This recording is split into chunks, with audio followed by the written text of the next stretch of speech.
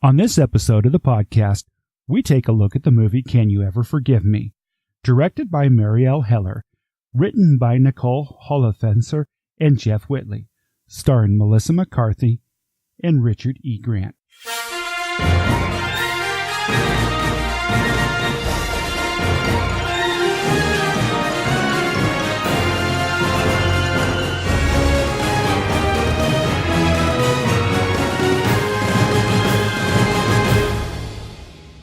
Welcome to He Said, She Said Movie Reviews.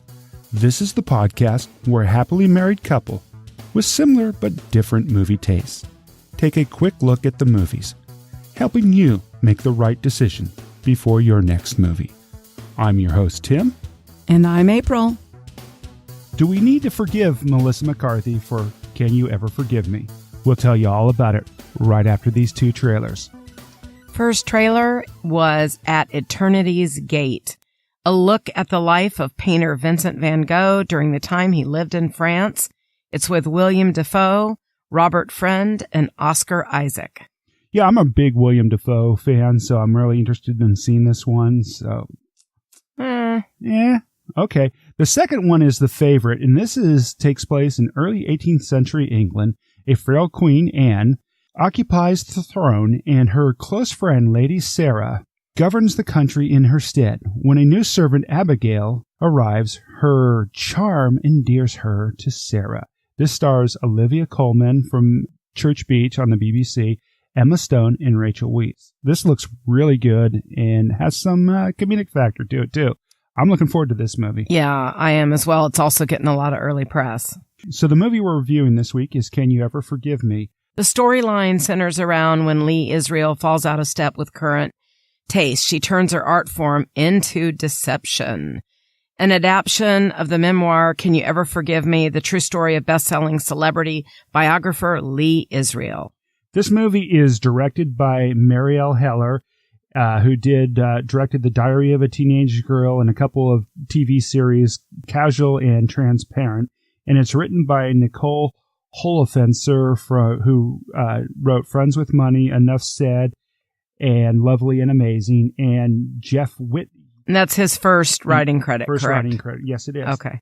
And the lovely cast of this movie, Melissa McCarthy as Lee Israel, Richard E. Grant as Jack Hawk, Dorothy Wells as Anna, Ben Falcone as Alan Schmidt, and Jane Curtin as Marjorie.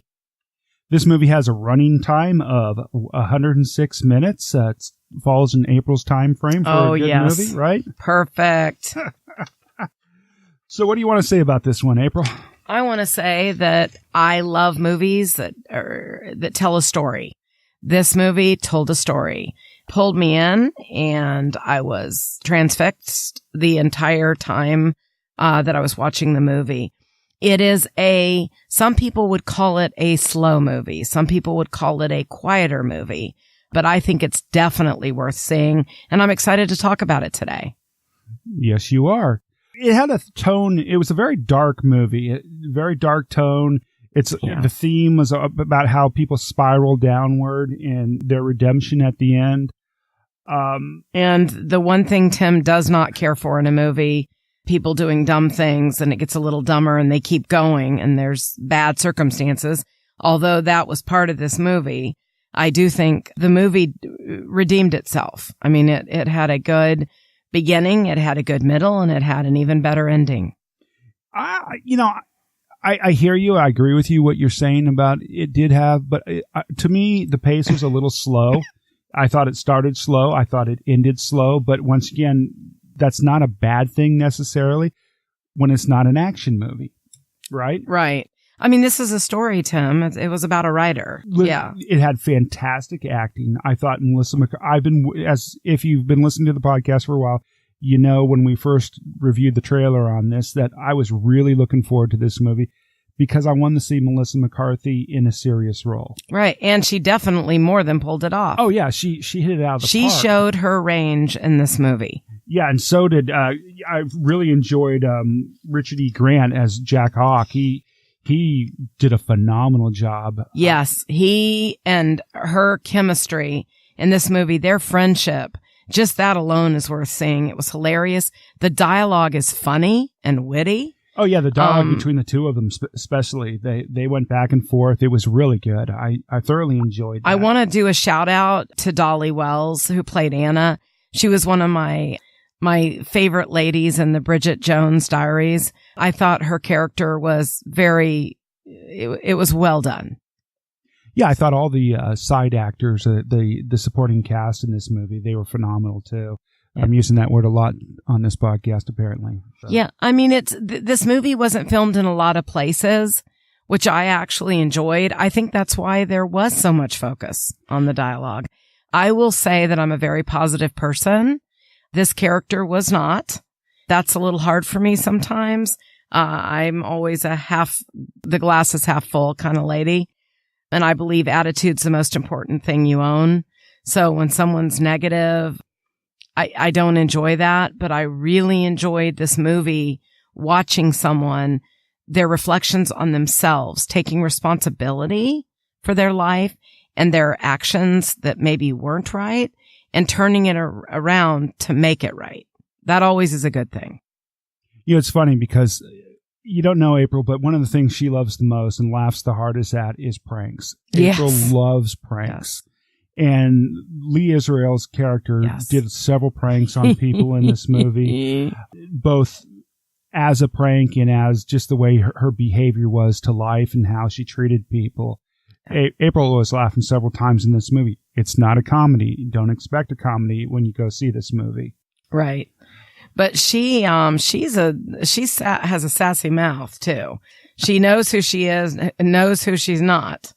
And that, you know, as a woman, that's always good to see. So, you know, April's talked about how the production, there wasn't a lot of different places that this movie was filmed. It was basically a bookstore, a bar, a couple of bookstores, a bar, and Lee's apartment. So the sets weren't big and elaborate. There was no special effects in this movie.